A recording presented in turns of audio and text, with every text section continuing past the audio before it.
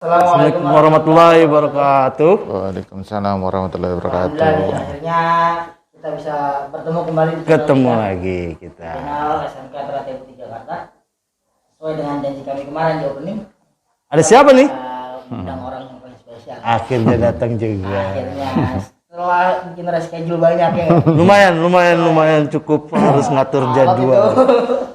Ya, kita kedatangan Bapak Kepala Sekolah kita SMK Teratai Putih Jakarta dengan Bapak Dwi Harmanto. Hari ini hadir. Alhamdulillah nih. Sehat, Pak? Alhamdulillah sehat.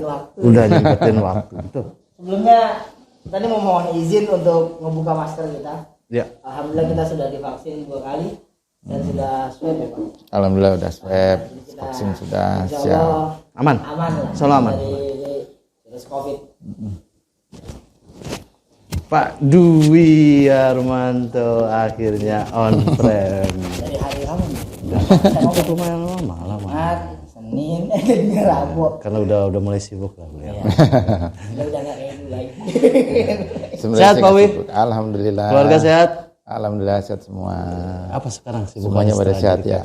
Insya Allah sehat. Alhamdulillah sehat Pak. Makin gemuk saya mau sama COVID ini. Ini berhubung gini Pak Wi.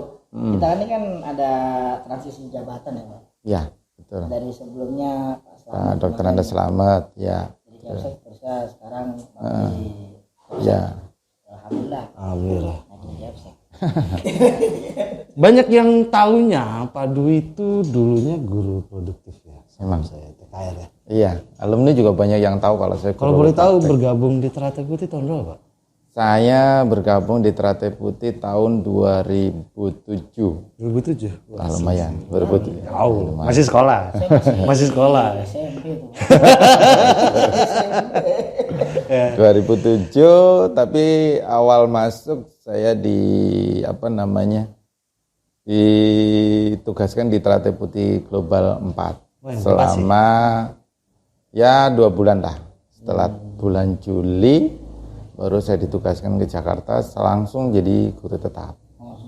Ya, jadi guru tetap. Guru sebelum otomotif. kita beranjak ke makin lebar nih ya Pak. Ya. Kayaknya untuk kawan-kawan alumni nanti yang bakal nonton video ini harus perkenalan ya. Ya. Benar. Karena kan tahunnya Bapak ini Guru produktif. Iya, tahunya guru Kalau teman saya otomotif. bilang begini, sekarang saya Pak Capsek ya, Pak Dwi, hah? Beneran Pak Dwi? Bener. Jadi pada kaget gitu Pak. Ya, Berarti di Jakarta ini udah hampir 12 tahun. Ya kira-kira segitulah. 12 tahun. Lebih dikit lah. Makanya udah lebih mengenal terput Jakarta, Bu. tahu banget ini. Tahu banget. Seluk-beluknya. Korek tangan Kita korek dalam-dalam. Ya Pak, silakan memperkenalkan diri dulu ya Pak. Oke, nama saya Dwi Harmanto, lahir di Purworejo tahun 1977. Tepatnya di tanggal 17 Oktober. Nah, saya di Purworejo, kecil di sana sampai saya mengenyam pendidikan di SMA juga di Purworejo. Kemudian sempat nganggur setelah SMA karena untuk nyari kuliah memang susah. Jadi Anak memang SMA ngajar STM sekarang. memang target saya itu target keluarga saya harus kuliah gitu. Tapi kalau keluar harus targetnya harus kuliah negeri. Ya, orang tua saya nggak mau kalau saya kuliah cuman swasta saja nggak mau. Kalau negeri itu murah ya Pak? Sebenarnya sih ya kalau dihitung murah sih sebenarnya relatif. Cuman kalau dihitung dari sekarang murahnya sekarang memang murah. Cuman kalau dihitung murahnya zaman dulu ya tetap mahal juga sebenarnya. Universitas 11 Maret Surakarta. Saya lulus di SMA kan tahun 95. Nah, nganggur setahun tuh. Ya, sambil kursus, sambil memperdalam pengetahuan lagi lah. Kita belajar lagi. Terus kemudian tahun 96 saya daftar lagi di UNS. Alhamdulillah tembus. Ya, alhamdulillah itu memang luar biasa. Artinya bagi keluarga saya itu luar biasa karena memang untuk masuk di universitas negeri itu tidak semudah itu. Karena banyak juga yang teman-teman saya juga mau masuk ke negeri aja memang susah waktu itu. Karena memang persaingan waktu itu ketat juga. Sampai sekarang. Sampai sekarang ya. Akhirnya teknik mesin. Pendidikan Teknik Mesin Universitas 11 Maret Surakarta. Masuk tahun 96. 96? Nah, lulus tahun 2002. Lumayan, masih standar. Cuman memang agak lama. Jadi saya itu mengenyam pendidikan kalau dihitung itu 5,5 tahun ya. Standar teknik lah. Sebenarnya itu lama itu kalau di bulan tahun 2021 itu sebenarnya saya sudah dinyatakan lulus sebenarnya. 2002 itu sebenarnya tinggal wisudanya aja sebenarnya. Desember 2021 itu sudah punya predikat lulus sebenarnya. Cuma masih aktif Karena di organisasi. perlu ada organisasi yang masih saya jalanin. Tapi ada juga karena memang di UNS itu untuk wisuda itu dibagi 4 kali dalam setahun, yaitu Maret, Juni, September, sama Desember. Nah, Desember saya baru dinyatakan lulus, tapi kan belum daftar wisudanya. Makanya saya daftar wisuda udah di bulan Maret. Kalau untuk ini Pak, apa namanya selama masa kuliah nih Pak? Aktif di organisasi apa Kuliah nih, Pak? di kampus pernah kita itu masuk di organisasi jurusan. Oh iya. Terus HMJ. Terus kemudian kalau di eksternal kampus saya masuk di organisasi Himpunan Mahasiswa Islam. HMI. Tahun berapa tuh Pak? Ya saya masuk di semester 3 kalau nggak salah. Itu sudah masuk kalau di HMI itu ada namanya LK1 sama LK2. Latihan kader 1, latihan kader 2. Nah, gerbang LK1 itu masuk di HMI-nya waktu itu.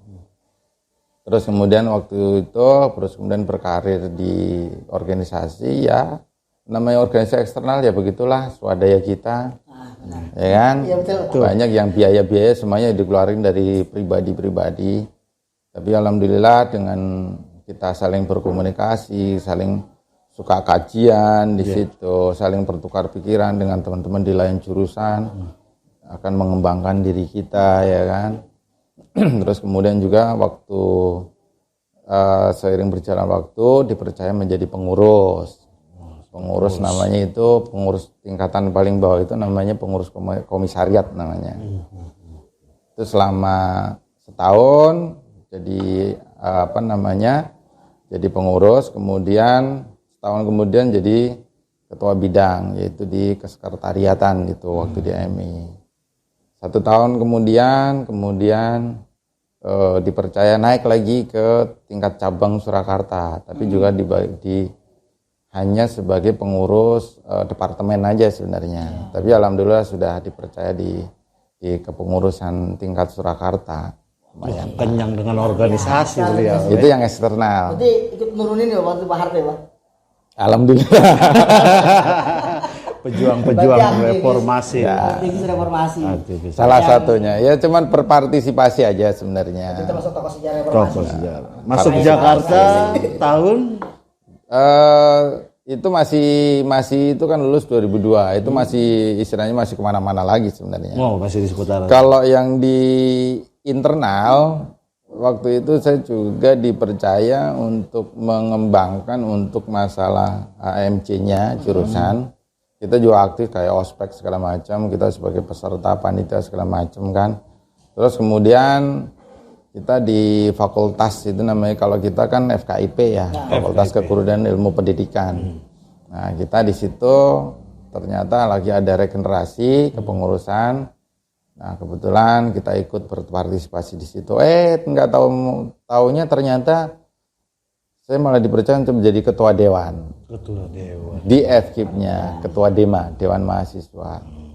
Gitu. Kalau di FKIP itu kan kalau yang eksekutifnya kan presiden ya. Nah, kalau itu saya jadi ketua dewannya. Begitu. 5 tahun di universitas. 5 tahun setengah di universitas. Ya itu jadinya kuliah menjadi molor ya salah satunya ya begitu. Organisasi. Berarti mahasiswa yang betul. Beneran ini. Iya. Beneran. Nah terus Pak setelah lulus nih Pak, setelah lulus kan aktif di FKIP ya. Ya. Di Dewan Dewan Mahasiswa. Terus setelah selesai dari semua keluh kesah organisasi lah, pengalaman organisasi setelah selesai, sampai akhirnya Pak Uwi ini berpikiran untuk wah kayaknya ke Jakarta asik. Belum. Oh, belum juga. Ini kita. Jadi setelah lulus itu kebetulan juga yang namanya kita pengen punya kerjaan juga, tapi yang namanya masuk ke suatu lembaga kan juga nggak mudah. Akhirnya, dah kalau kerja apa dulu dah, gitu kan istilahnya gitu. Oke. Belum di dunia pendidikan? Belum. Ya sempat sih ngenyam beberapa bulan ya, cuman kalau nggak salah 6 bulan aja, habis itu keluar lagi lah. Di Jawa? Di Solo juga. Di Solo? Di Solo juga, sebentar doang. Terus? Kenapa nggak terjun ke politik Pak? Karena di HMI nih. Oh enggak juga, sebenarnya HMI itu bukan partai politik, bukan, memang sih kajian-kajian yang ada di HMI itu memang salah satunya kadang kajian tentang politik, tapi juga kajian tentang budaya juga kita suka sering mengkaji, referensi buku kita suka mengkaji gitu kan, intelektualitas juga suka mengkaji gitu kan. Jadi sebenarnya kalau HMI itu enggak cuman melulu masalah politik, enggak sebenarnya. Umum sih global. Intinya kalau di HMI itu adalah bagaimana membuka wawasan berpikir anggotanya. Terbukti sekarang. Gitu sebenarnya. Nah, habis itu setelah lulus kita coba ke dunia industri dulu. Oh, sempat ngerasain dunia industri? Cuman masih dalam dunia perusahaan lah ya, kita masuk ke dunia marketing. Di Solo? Enggak, di Semarang. Hijrah ke Semarang dari Solo? Dari Solo saya hijrah ke Semarang. Oh, iya. Kebetulan saya di situ menjadi, ya mulai dari kecil-kecil lah, sebagai marketing lah. Nyebar brosur, gitu kan. Salesman. Datengin kemudian ke customer, ngobrol sama customer, maunya bagaimana, gitu kan. Itu saya jalanin selama 3 tahun. Wih, lumayan lama. 3 tahun itu. Ini yang dibilang sales jadi capsek gini. Dan itu juga belum selesai di situ. Selesai dari sales, saya narik diri, nungguin orang tua selama 7 bulan lah di rumah, di kampung. Balik kampung, basic to home. Back to home. Ya, kita kembali ke sawah lagi. Nyawah juga? Iya, memang aslinya saya juga kan orang sawahan, gitu kan. Artinya memang dari kecil juga dididik di sawah. Iya. Gitu. Kenal ngobak ya? Ngobak segala macam, hujan-hujanan di sawah sudah hal yang udah biasa bagi saya. Nah, selama 7 bulan di kampung, saya coba ke Jakarta. Di situ jadi tahun 2006 ke Jakarta. Ke Jakarta. Ada kenalan tuh? Ada kenalan. Saudara juga ada di Jakarta. Oh, ada saudara di Jakarta. Kenalan juga ada. Masuk dunia marketing lagi. Oh, bukan dunia pendidikan? Belum. Masih dunia marketing. Belum. Satu belum pakai. Nah, kan, dunia marketing di situ saya coba. Cuman kalau kemarin itu dari sisi, kalau yang di Semarang itu adalah dunia marketing herbal, kalau di Jakarta sudah marketingnya ke dunia teknik. Gitu. Tapi masih di marketing. Masih di marketing. Jadi pangsa pasarnya perusahaan-perusahaan yang ada di kawasan-kawasan industri, perusahaan minuman dan segala macam, itu pangsa pasarnya. Berarti nggak nyampe setahun sebenarnya. Tapi dipikir-pikir juga, ya itulah sebenarnya salah satu modal saya mengenal dunia industri. Jadi sebelum saya masuk di Teratai Putih yang namanya Pulau Gadung, namanya Catake, MM2100, kemudian Cikarang, sampai ke Bogor, bahkan ke Cilegon, sudah pernah saya kunjungi. Itu sebelum masuk ke Teratai Putih. Terus kenapa akhirnya ke Teratai Putih? Nah, waktu itu kalau misalnya kita lihat dari dunia industri ke dunia pendidikan, kan jauh nih Pan. Iya. Secara finansial pun jauh ini. Iya. Salarinya wah. Sebenarnya sih nggak jauh beda. Kalau saya berpikir begini sih, yang namanya salary itu yang jelas kita mau bekerja, ya kita pasti akan ada hasil. Iya. Nggak mungkin dong Allah itu kemudian kalau kita nggak ada usahanya, nggak ada hasilnya, nggak mungkin dong. Nggak mungkin. Tidak ada sesuatu usaha yang sia-sia bagi saya. Walaupun itu yang baru lulus, nggak ada yang sia-sia. Nggak ada usaha yang sia-sia. Sekecil apapun usaha kita dalam bekerja, pasti Allah nanti akan memberikan imbalannya suatu saat nanti. Bukan sekarang, belum tentu. Kadang suatu saat nanti. Gitu. Di kapan? Ya pada saat nanti kita membutuhkan. Iya. Sekarang kerja keras kita belum membutuhkan biaya banyak, ya rezekinya masih sedikit. Jangan ngeluh. Nanti suatu saat nanti akan dapat yang lebih besar pada saat kita membutuhkan. Udah, kalau saya mikirnya gitu aja. Dan akhirnya ketika saya sudah saya coba mundur dari dunia industri gitu kan. Saya coba mencari informasi, ternyata saya dapat informasi. Saya coba ngelamar di Teratai Putih. Nggak tahu sebenarnya kalau di Jakarta ini ada Teratai Putih juga. Oh, tahunya yang di Bekasi? Tahunya yang ada di Bekasi sana. Gitu. Padahal saya udah keliling kemana-mana, tahunya yang Teratai Putih itu adanya di Cimuning, yayasannya itu sekarang. Nah, saya ngelamar di situ, saya kemudian dites selama sehari penuh tuh dari pagi sampai sore, ya kan. Akhirnya kemudian dinyatakan masuk, kemudian saya training di SMK Teratai Putih Global 4. Tinggal di Jakartanya di? Saya tinggal di Jakarta waktu itu masih di Jagakarsa. Wih, lumayan. Jagakarsa, Bekasi. Jadi saya tiap hari kalau dari Jagakarsa itu berangkat pagi jam 6, nanti sampai di Teratai Putih Global 4 itu kira-kira ya jam 7 pas. Dengan jalan yang berliku. Sebenarnya lurus sih, cuman yang bikin berliku kan tahun-tahun segitu tuh 2007 itu kan jalanan di Pondok Gede dengan semacam itu masih banyak lubang batu. Ya pokoknya PR lah kalau buat motor dah. Kalau yang belum tahu, Teratai Putih Global 4 yang tadi diceritakan Pak Wi itu dia ada di daerah Ciketing. Ciketing mesti aja ya, masuknya Bekasi Kota masih. Bekasi Kota ya? Masih Bekasi Kota. Main jauh ya, Jagakarsa. Setelah dijemplung nih Pak dalam dunia pendidikan, akhirnya kan merasakan dunia pendidikan. Terus di Teratai Putih pun nggak sebentar. Ya. Lama. Yang saya ingin tanya ini, jabatan apa aja yang pernah Pak Wi ampuh? Selama saya di Teratai Putih kan waktu dari Teratai Putih 4 itu kan cuma sebentar tuh, cuma 2 bulan kalau nggak salah apa 3 bulan. Habis itu langsung dipindah ke Jakarta. Wah, baru tahu tuh ternyata di Teratai Putih Teratai Putih itu ada di Jakarta. Saat di sini ya udah ditempatkan di situ sebagai guru tetap biasa. Cuman ternyata begitu saya masuk di sini ada beberapa PR yang harus saya jalani. PR-nya itu salah satu juga udah beberapa pekerjaan yang istilahnya itu belum ada penanggung jawabnya. Kalau saya berpikir gini aja, nih misalkan waktu itu ada masalah di hubungan industri, PKL-nya anak-anak nggak ada yang megang. Ya sudah, karena saya GT guru tetap, saya punya tanggung jawab untuk istilahnya ya megang peran itulah. Walaupun masalah selera ya urusan nanti lah. Yang penting bagi saya bagaimana saya melayani anak-anak dengan baik.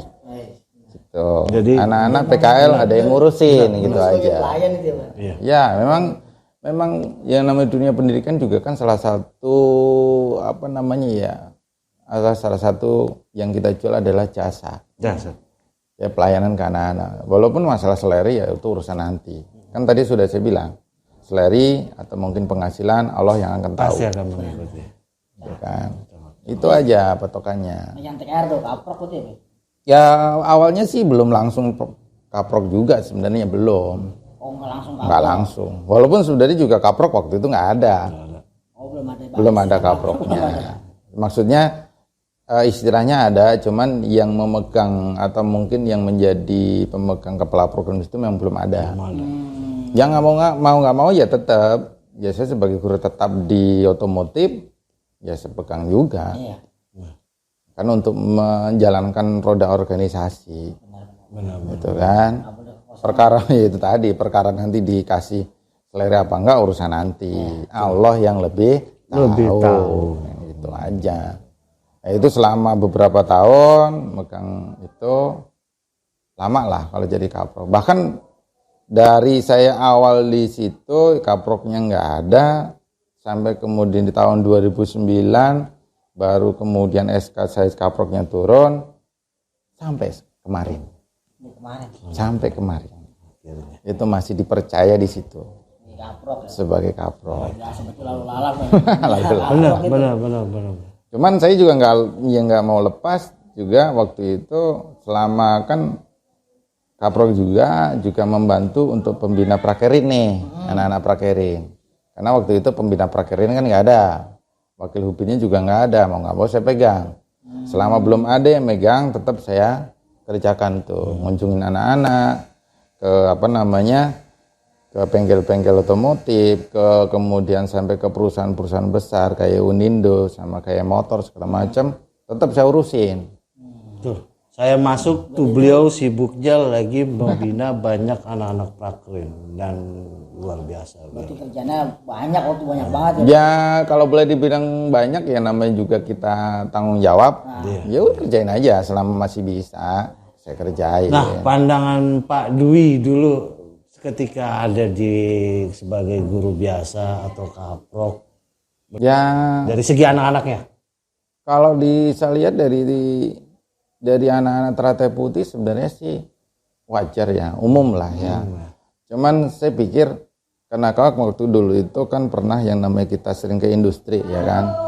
Kita sering komunikasi dengan teman-teman industri. Sebenarnya industri itu saya lihat dari mandang industri aja nih. Orang industri itu mandang anak sekolah itu seperti apa sih? Kan gitu kan? Ya. Kita patokannya dari situ ya. Sering ketemu sama orang industri sehingga tahu dong. Ke citranya tuh. Daihatsu, ke teman-teman Toyota gitu kan. Bahkan mungkin ke teman-teman perusahaan-perusahaan otomotif lainnya. Itu ternyata mereka itu memandang sebelah mata untuk anak-anak bukan anak teratai di Jakarta. Untuk anak-anak Jakarta dan sekitarnya itu bagi industri dipandang sebelah mata. Mungkin karena attitude ya, Pak? Ya, dari sisi attitude. Masalahnya di mana aja itu? Salah satunya attitude, daya juangnya kurang dan sebagainya. Kasarannya bilang, kok seperti itu? Begitu saya tanya, ya memang dari sisi attitude, dari sisi kepribadian, daya berjuangnya juga kurang. Itu menjadi kelemahan tersendiri bagi anak-anak Jakarta dan sekitarnya. Iya. Untuk teratai putihnya sendiri itu kenakalannya pas lagi Bapak di kaprok di jadi guru itu tawuran guys? Ya enggak juga sih, yang namanya kenakalan wajar lah yang normatif lah kalau kenakalan mah. Tapi kalau untuk yang sampai ke hal yang fatal sih enggak. Enggak ya, Kalau cuman masalah ya istilahnya itu bolos-bolos ya itu namanya anak-anak ya memang begitu. Berarti kita nggak punya catatan hitam ya, Pak? Sebenarnya sih menurut saya sih enggak. Cuman itu attitude itu yang menjadi PR kita. Dan justru tugas kita di situ sebenarnya. Betul. Karena yang namanya guru itu kan tidak cuma mengajarkan pembelajaran tapi juga mendidik. Nah, ini yang susah itu mendidiknya. Guru pintar belum tentu bisa mendidik. Nah, ini Sepakat. Ini yang kadang yang bikin susah itu di situ. Dan akhirnya tuh setelah jadi kaprok, sekarang jabatan terbaru ya, Pak? Ya, Jadi itu juga lebih berat tanggung jawabnya. Tapi udah banyak lebih mengenal itunya tempaan-tempaan di awal tadi. Kalau kemarin kan lebih kecil lah skupnya, Pak. Ya, lebih kecil. PKR. Sekarang skupnya sekolah. Tapi sih sebenarnya nggak juga sih. Waktu sebelum jadi kepala sekolah juga kemarin juga, walaupun saya kepala program TKR ya, tapi kan saya juga diminta tenaganya untuk membantu di kurikulum. Ya otomatis kalau namanya kita bicara kurikulum kan otomatis semua dong, ya kan. Saya juga nggak bilang cuma TKR doang, ya TKJ juga. Dulu juga ada AV juga gitu kan. Itu harus kita jadiin satu, kita create gimana caranya TKR maju, TKJ maju. Kan begitu. Kita harus bicara semua gitu kan. Itu kalau saya kalau kurikulum itu kan lebih ke mata pelajaran dan KBM ya, Pak? Ya, intinya kan bagaimana kita mengelola KBM ini untuk mencapai tujuan setelah anak lulus ini sebenarnya yang dibutuhkan apa. Ya. Makanya di kurikulum waktu itu saya masih coba begini, kalau jam pelajaran di KTSP itu, agama itu kan cuma 2 jam pelajaran. Saya coba tambahkan untuk menjadi 4 jam. Kenapa agama saya tambahkan 4 jam? Tujuannya adalah salah satunya membangun attitude sopan santun. Karena EPR dari perusahaan itu. EPR tadi. Jadi, attitude diterapkan, banyak dirombak lah sama beliau ini ketika dia di kurikulum ya. Betul. Berarti luar biasa nih, Pak. Luar biasa. Akhirnya sekarang jadi capsek nih, Pak. Jabatan terbaru. Gimana rasanya, Pak? Memandang terput sekarang di posisi capsek. Kalau saya tanya rasanya dulu, Pak. Rasanya sih rasanya dingin banget itu. Ruangannya yang Wow. Ya Gimana ya kalau boleh dibilang, kalau saya memandang mah enak nggak enak, yang namanya tanggung jawab ya mau nggak mau kan gitu. Mau kondisinya bagaimana ketika sudah coba diamanahkan ke kita, ternyata kan begini. Jadi ketika seseorang memberikan amanah ke kita, saya yakinlah orang tersebut atau misalnya yang punya yayasan ini ternyata mempercayakan kepada saya. Berarti saya dipandang mampu dari beliau gitu kan. Kalau saya terus kemudian tiba-tiba menolak, bukan berarti itu saya pengen jabatannya, bukan. Sebenarnya sih saya naik seperti ini saya juga ya nggak tahu juga sebenarnya. Saya dinilai dari mananya saya juga nggak ngerti sebenarnya. Ya karena tapi memang tadi rezekinya dia nggak peduli saya ini kaprok atau bukan, tapi saya usahain tapi masalah transisinya masa Covid tuh. masa Covid ya. Itu luar biasa itu. Jadi capsek pas lagi Covid. Itu rasanya tuh kayak apa tuh, Pak? Ya, saya cuman gini aja sih, coba jalanin aja. Kira-kira yang istilahnya kita di posisi saat Covid ini sebenarnya apa sih yang bisa kita kembangkan nih? benar. Ternyata Covid juga nggak ternyata ada hikmah di balik situ. Apa sih hikmahnya? Hikmahnya salah satunya kita juga harus melek IT. Ya, benar. Itu untuk seluruh guru. Semuanya akhirnya. Ini sudah tuntutan zaman. Sudah tuntutan zaman. Ketika nanti mau Covid selesai atau tidak selesai, ternyata kondisi Covid memaksa kita untuk melek IT. Kan gitu, seluruh guru. Ada yang ketinggalan, ya pasti akan ketinggalan. Kan gitu. Ini bukan tuntutan kepala sekolah, bukan tuntutan sekolah, tapi ini sudah menjadi tuntutan zaman. Tuntutan zaman. Kalau dibilang apa? Abad 21. Bukan. Revolusi 4.0. industri. Ya.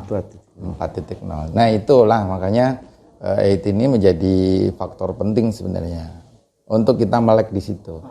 Nah, saya berharap Covid ini mungkin segera selesai. Amin. Ya kan? Kita berharap seperti itu. Tapi bukan berarti kalau Covid selesai terus kita meninggalkan IT. Enggak. Kita harus tetap memakai sistem IT. Ya kan? Covid selesai, IT tetap jalan. Sehingga kolaborasi antara pendidikan yang langsung, yang offline dengan pendidikan online tetap bisa berjalan dengan baik. Jadi kalau menurut saya sih sebenarnya Covid selesai ya jangan kita tinggalkan sistem IT-nya. Hanya kita coba cari format yang terbaik.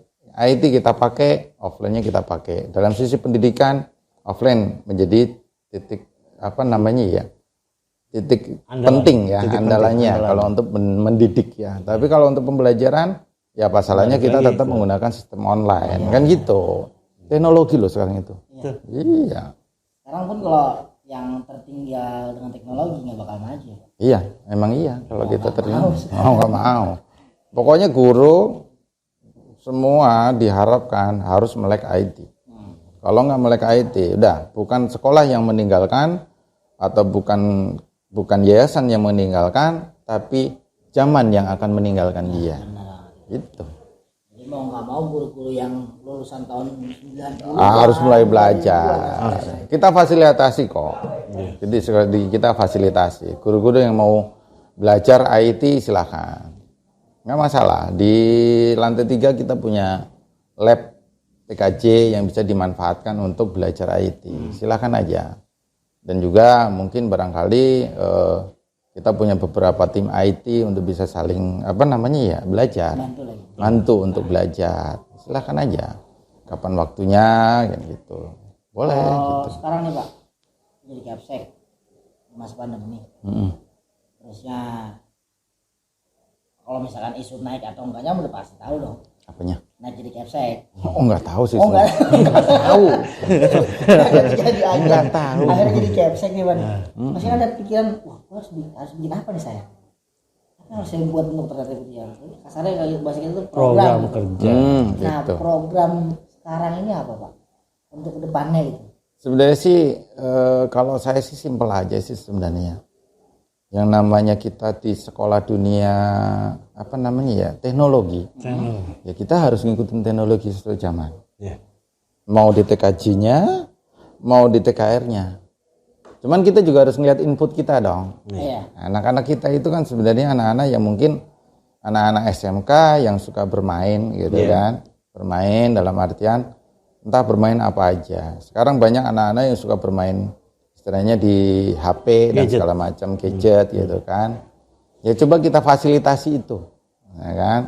Kita pembelajaran kita lebih kecenderung ke untuk yang khususnya TKJ, kita larikan kesukaan dia bermain gadget untuk bermain di IT.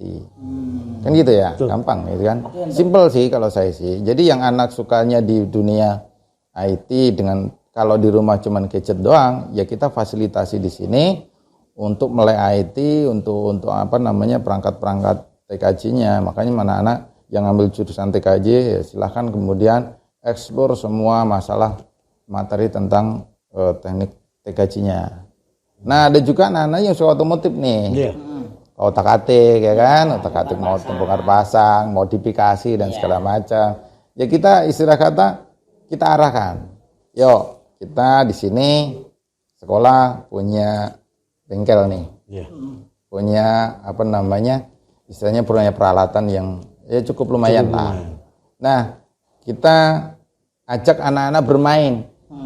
Bermain otak-atik. Nah, kalau tadinya itu otak-atiknya di motor sendiri yang dimarahin emaknya ya kan? Orang tuanya. Sekarang kita fasilitasi di sekolah. Ya kan? Silakan otak-atik bermain di situ. Ya kan?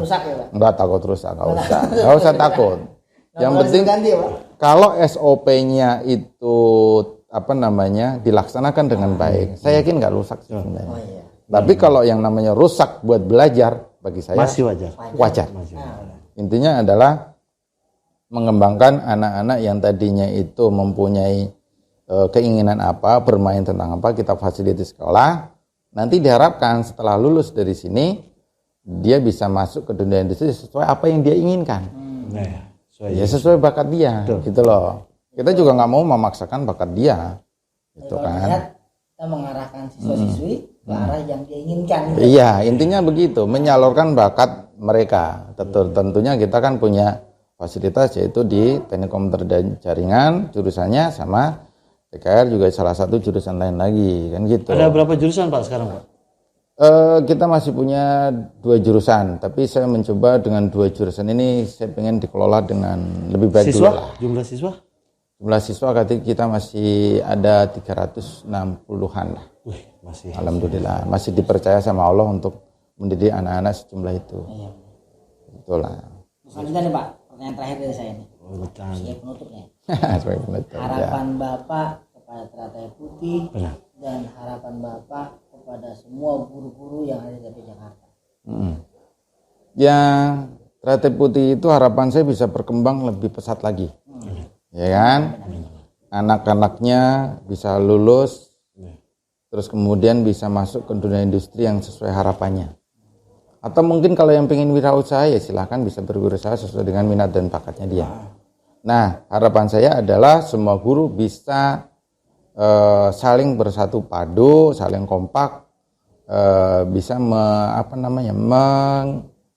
meluluskan anak-anak itu dengan sesuai di jurusannya. Tentunya juga dari sisi pembelajaran, juga dari sisi pendidikan.